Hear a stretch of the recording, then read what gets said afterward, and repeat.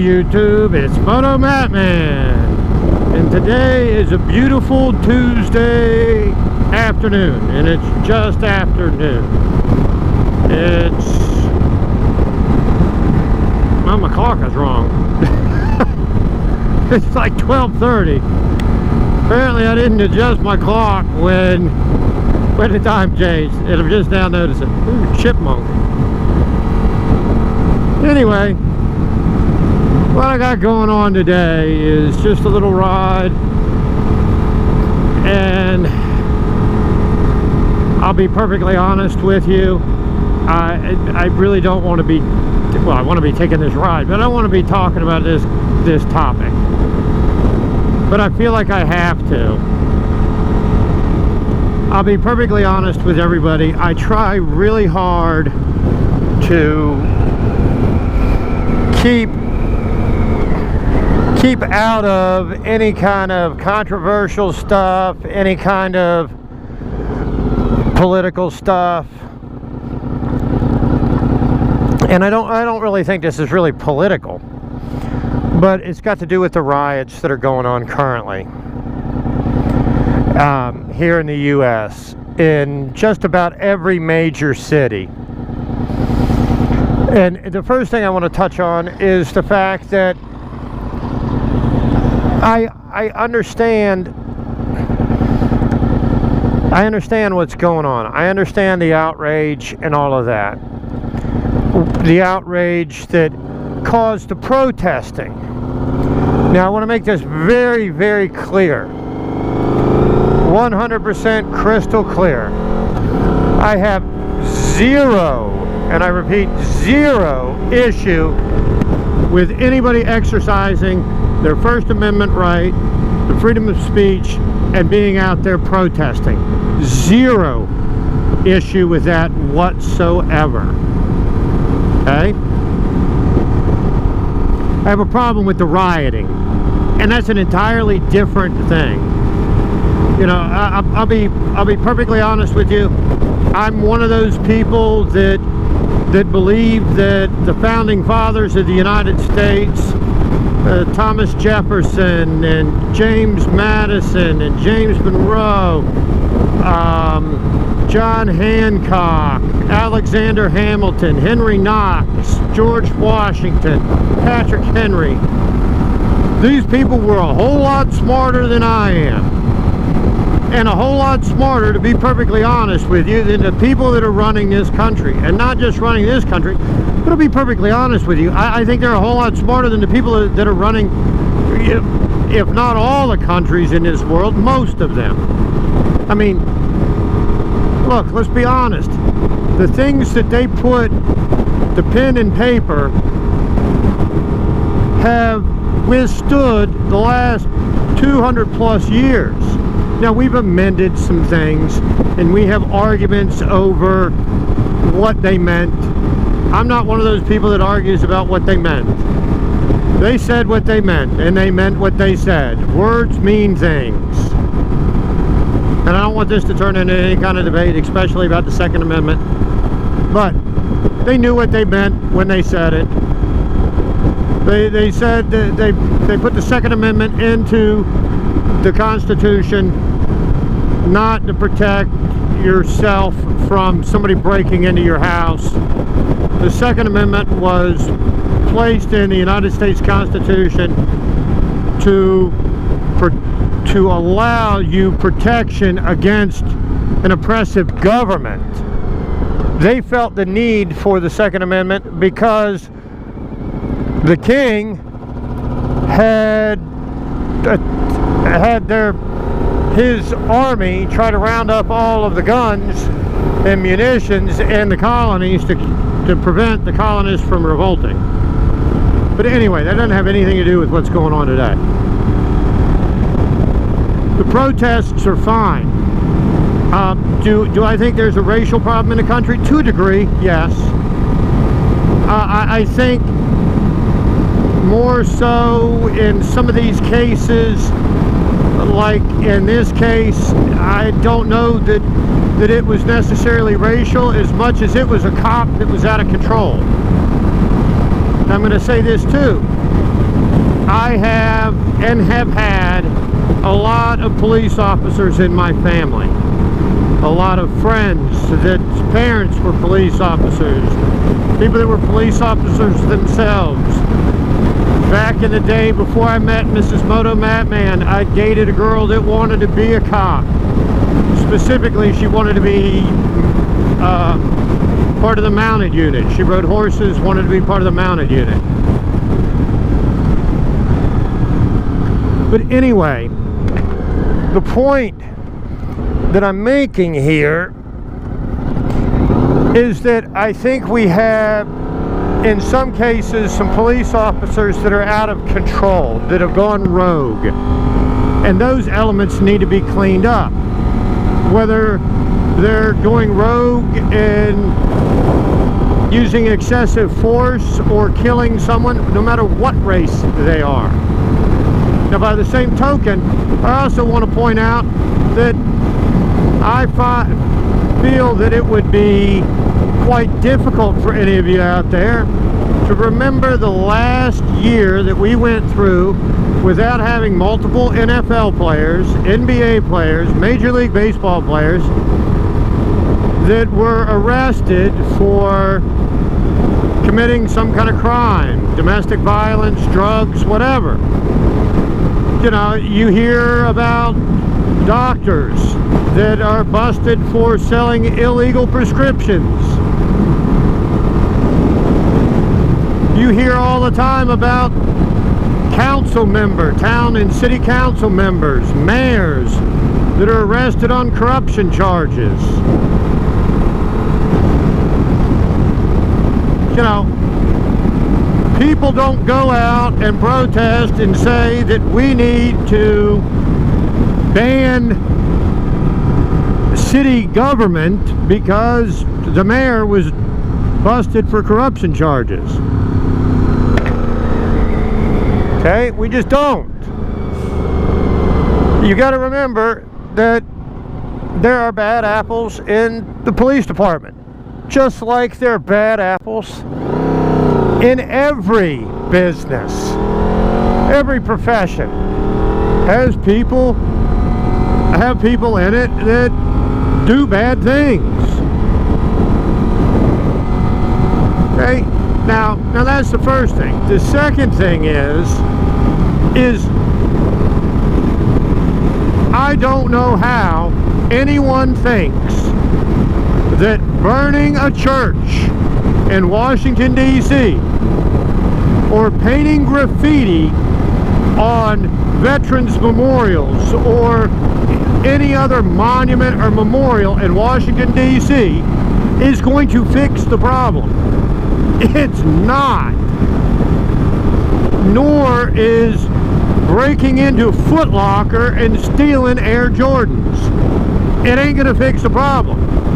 To be perfectly honest with you, what ends up happening with protests that turn into riots is the general public starts to turn on the people that are protesting.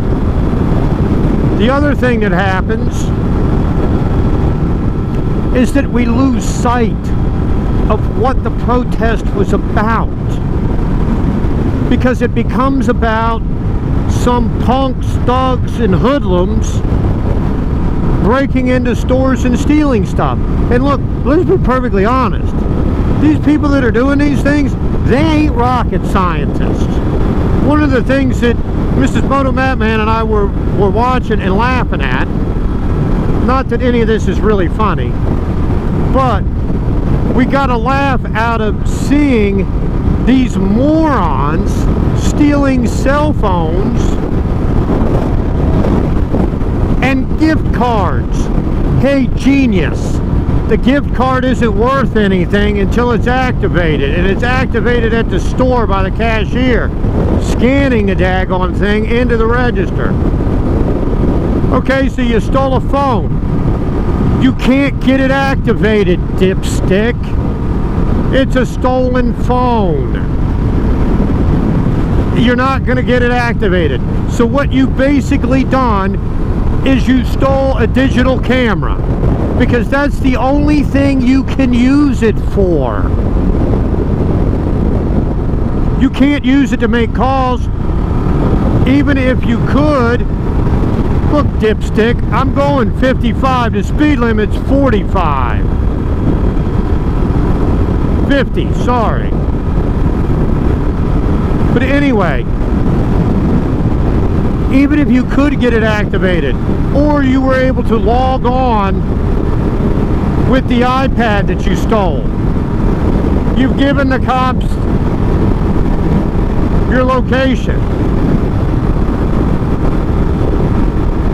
So what good has that done you?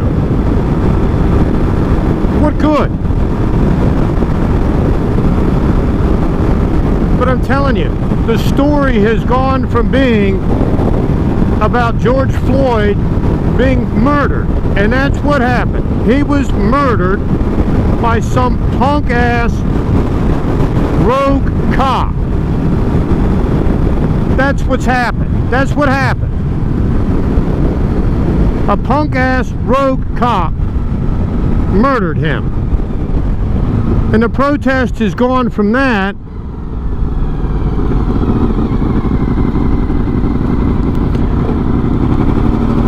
or the story has gone from that to riots in major cities throughout the United States. Now here's the other thing these geniuses didn't think about. Now I understand that there are an awful lot of people that are traveling from place to place just to riot. I've got that. I understand that. It's organized on social media. I got it. I understand. But those of you that live in those cities, like Minneapolis, Washington, D.C., and the suburbs of D.C., Atlanta, Georgia, Chicago, Illinois, Miami, Florida, New York City, you're in your neighborhood. You are rioting with these morons. Instead of stopping them, you're joining in. And you are burning your community store. The store where you buy your milk and bread and beer and cigarettes or whatever. You are destroying that. You are destroying the store that your neighbor owns, that another neighbor works in. We just went through all of this with everything being shut down with this pandemic, and just started opening stuff up, and you're now going to burn it to the ground. You're going to steal all of their inventory. These businesses that people were out there protesting that they wanted opened so that the people didn't go out of business, we're now burning. So now they're going to go out of business. Jesus criminy. On your side of the damn road. Sorry, in an irritable mood today, if you hadn't noticed already.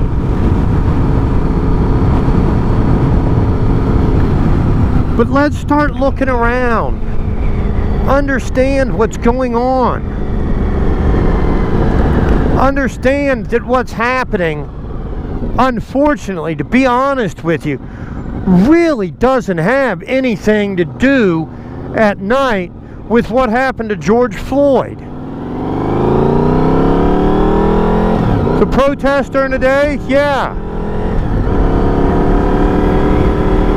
That does. I don't know what this road is. Let's check it out. It's the other end of Brakeman. I love how the roads in Ohio take these jogs. You have to leave the road you're on, go on another road to pick back up on the road that you were on. But anyway. But here's the deal. If you want to protest during the day. Part of the thing with protesting during the day is you get on the news with these counts from like the Park Service or the police department saying there were 900,000 people that were protesting on the mall in Washington, D.C. You don't get that at night. They can't. It's harder to see how many people there are at the protest at night than it is during the day. Look, The most famous protest march in the United States, probably in our history, was Martin Luther King Jr.'s March on Washington that ended at the Lincoln Memorial. We've all seen the pictures, the videos. You've heard the speech, "I have a dream." It was during the day. Hey, newsflash people too. If you're concerned about rogue cops, it is a whole lot easier for them to do things that they shouldn't do to protesters or what have you at night when it's dark than it is in broad daylight. Protest in the day. Everyone can see you. You clog up the streets of daytime business traffic. You bring cities to a screeching halt without burning stuff down.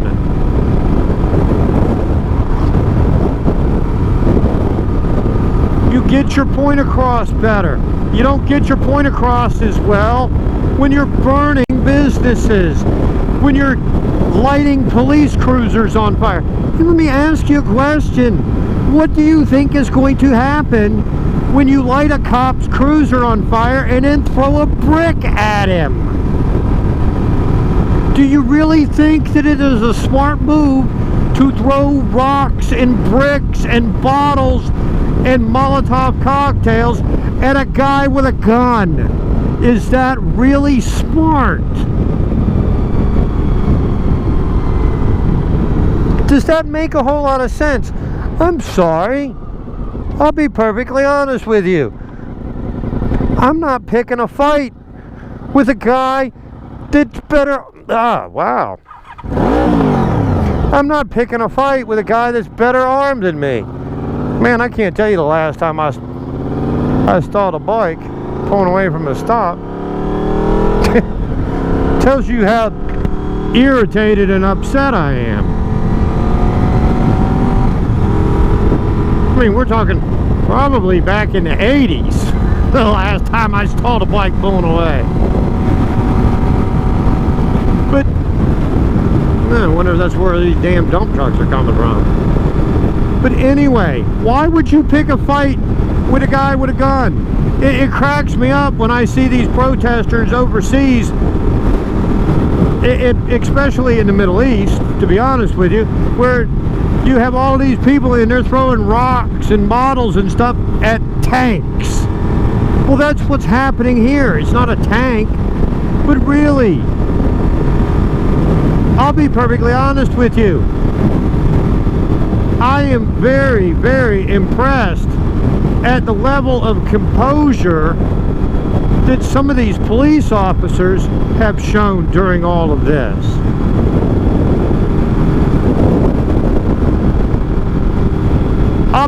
I'll be quite honest with you.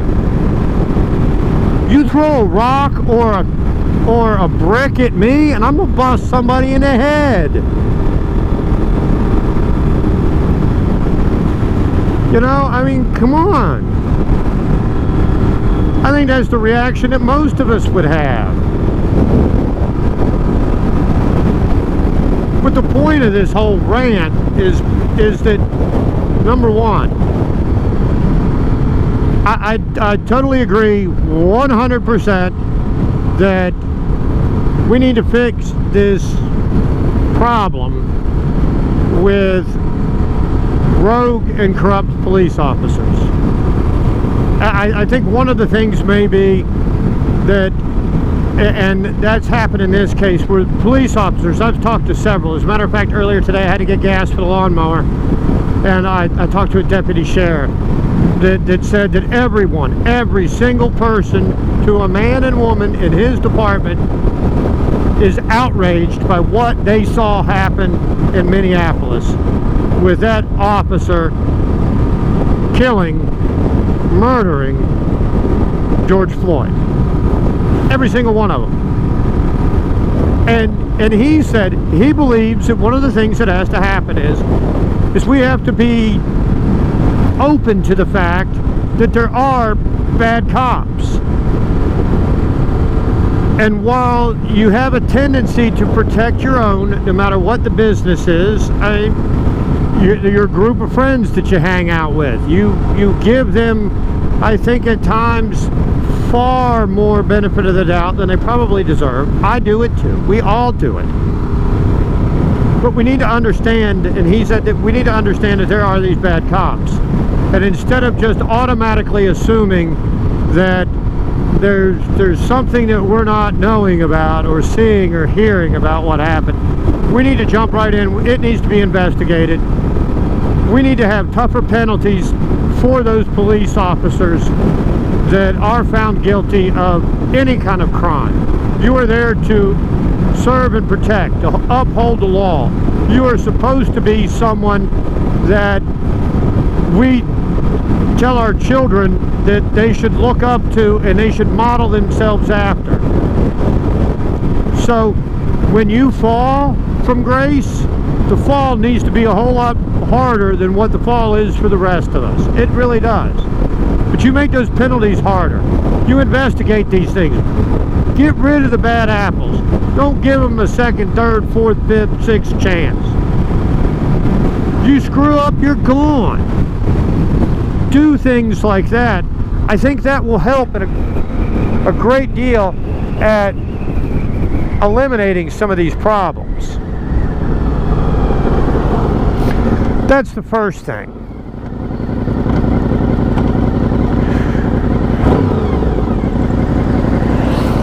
Is there still some work that needs to be done when it comes to race relations? Yes, there is, and there always will be. And to be honest with you, it works both ways. Okay? Goodness gracious, the dump trucks today. You know, it's not just, look, it's not just a problem where white people are racist against black people. And not all are. The majority of white people are not racist. The majority of black people are not racist. Of Asian people are not racist. Of Hispanics are not racist. Native Americans are, the majority are not racist. Come on, people. It's not the truth. But by the same token, are there white racists? Yes, there are. There most certainly are. But are there black racists? Oh yeah. If you are a black person and you say that all people are racist, you're being racist. If you automatically say that this person got that, or I didn't get this, or whatever, because that person's white and I'm black, and you say that that's the reason and the only reason, that's a racist comment. But it's not limited to white and black. There are people that are racist against Hispanics. My mother's maiden name was Gutierrez. Her father was 100% Spanish. He had to deal with racist, and she had to deal with racist comments and actions growing up. It still happens today. My family is Spanish, from Spain, from Oviedo, Spain.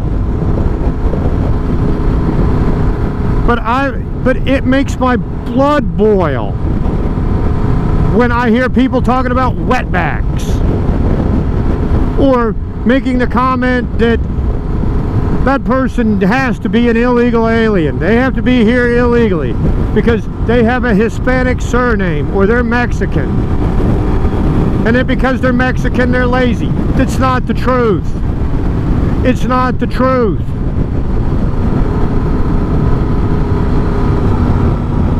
You know, do we need to be overly sensitive about things? I think some things are taken a bit too far. I really do. You know,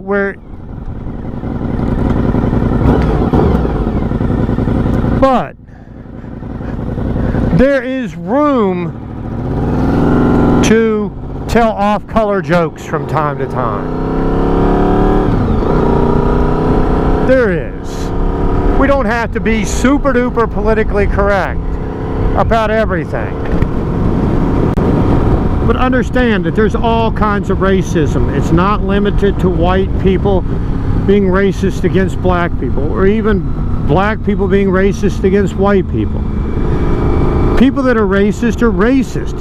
And to be honest with you, the majority of people that I've come across that are white, that are racist against black people, that use the N-word, also call people wetbacks and spics and wops and chinks and things like that.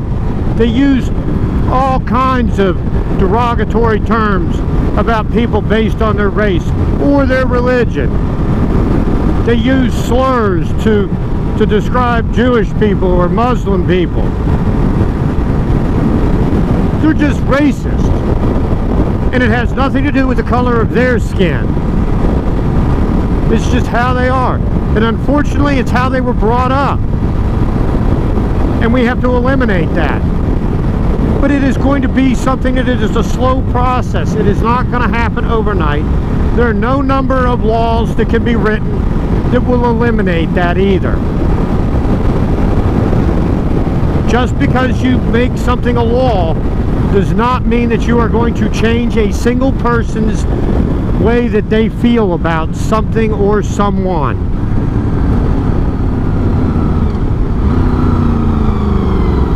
Oh, we ain't turning there. Nobody, buddy. We'll turn this way. And we'll go to the racetrack and turn around. Because this road goes to a dirt road too, or a gravel road too.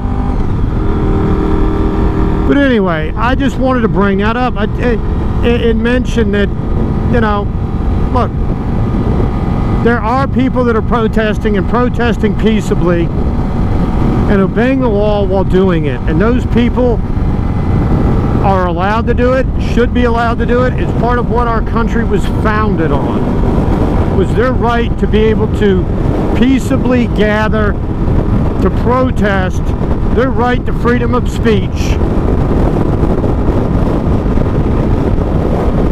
That's the very foundation of our nation. Our First Amendment to the Constitution guarantees that right. Now, something I want to say about that. Freedom of speech has some limitations. You do not have the freedom of speech that will incite a riot. You do not have the freedom of speech. You cannot go into the old saying, you cannot go into a crowded movie theater and yell fire when there's no fire. You cannot do that. That is inciting a riot. But the other thing is you do have the freedom of speech. But that does not mean that when you say what you want to say, that everyone has to agree with you. You have the freedom of speech. You can say whatever you can say whatever you want. You can have whatever beliefs you want. But the person you are saying it to has the right to disagree with you. And they have the right to say what they want to say. Everyone has the right to the freedom of speech. And just because you have the freedom of speech does not mean I have to listen either. I can turn around and ignore you. I don't have to listen to you, but you do have that right. And I will stand side by side with you to ensure that your right is protected for that freedom of speech. You have the freedom to assemble, and I will fight to make sure that you are able to exercise that right. But I will not stand with you, behind you, beside you. If your intent is to destroy other people's property, to destroy government property, to light things on fire, to hurl rocks, bricks, stones, bottles, Molotov cocktails, firecrackers for that matter, at someone else, I will not stand with you for that.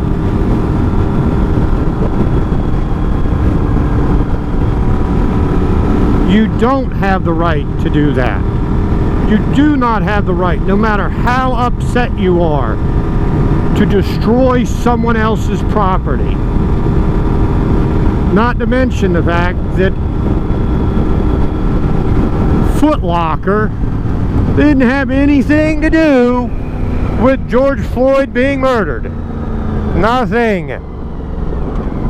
T-Mobile didn't have anything to do with it. The Apple Store didn't have anything to do with George Floyd being murdered. Neither did St. John's Church in Washington, D.C. or the National Veterans Memorial in Washington, D.C. You did not need to paint on that someone did not need to paint graffiti on that Veterans Memorial saying black veterans matter too. Yes, they do. And that Veterans Memorial is not the white Veterans Memorial.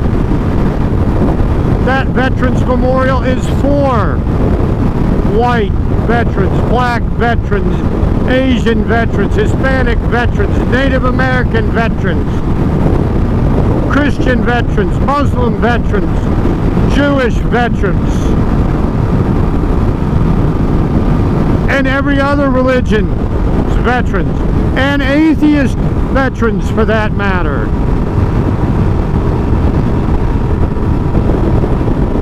But I just felt sorry about this rant, and if it bored you, irritated you, pissed you off, you disagree, you have that right.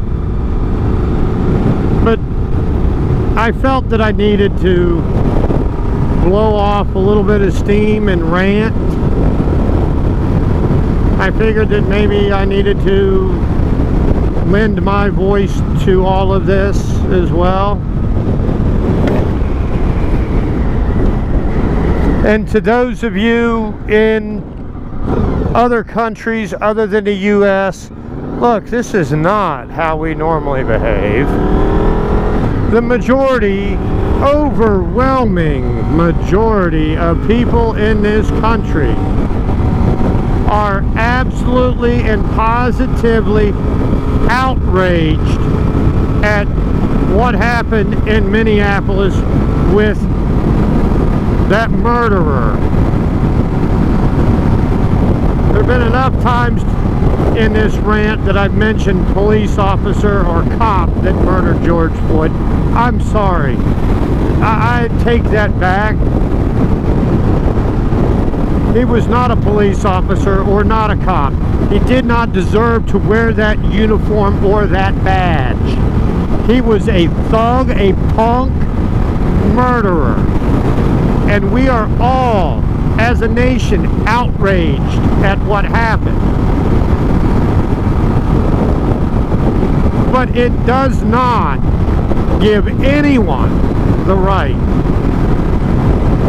to destroy someone else's property, to firebomb police cars, to throw bricks, rocks, whatever at cops, or push them, hit them, punch them. It doesn't give them the right to do those things. And we are equally as outraged as a nation at what's going on in these cities after dark. Now, I have one more question before I sign off of this. And that question is, I don't understand. I'm not going to say I understand how burning stuff and all of that nonsense is really going to affect change. I don't. Your peaceable protests are going to go a lot further. You're going to get a lot more people to back your cause. But I don't know how else to put this. Like I said, I don't understand, but I understand the people wanting to burn police cruisers and hurl obscenities and even other crap at the cops in Minneapolis. But my question is, what did the cops in Washington, D.C., in Atlanta, Georgia, in Chicago, Illinois, in New York, and any of these other cities, Raleigh, North Carolina, and I'll be honest with you, Mayor of Raleigh, I am embarrassed by the Mayor of Raleigh, North Carolina, with some of the things that the sewage that has come out of her mouth. I'm embarrassed that I used to be a resident of that great city. But I want to know what these police officers in Atlanta did that deserve to have their police cruisers burned and rocks and stuff thrown at them. I don't get it. But anyway,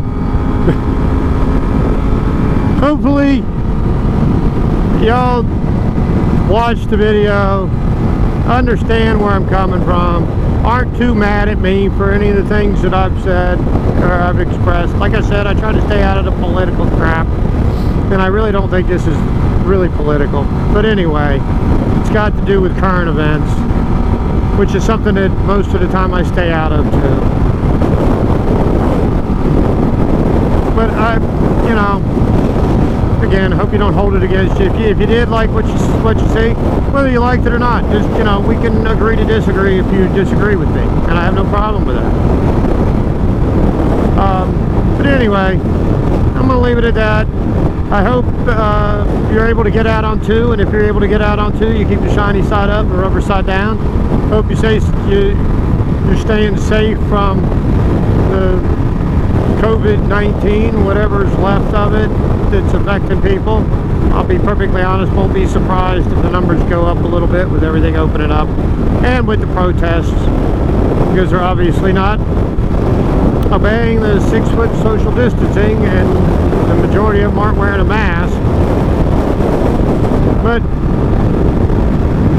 anyway, on a more positive note, softball's opened back up, which kind of limits some of the things, some of my postings and so forth, because it creates us being busy. You know, coach is trying to, because of being closed down for so long, trying to get us into 3 practices a week during the week. We had a scrimmage this past weekend. My daughter still has pitching lessons and has had that all throughout all of this. So we got 3-4 days a week, and the little one now is starting her softball practice. First practice is tonight on Tuesday at 6 o'clock. So we're going to be going in 97 different directions, it seems, all at one time. But it is good to be out at the ballpark. Anyway, hope everybody has a great day. Hope I didn't bore you or irritate you too much. But until next time, see ya!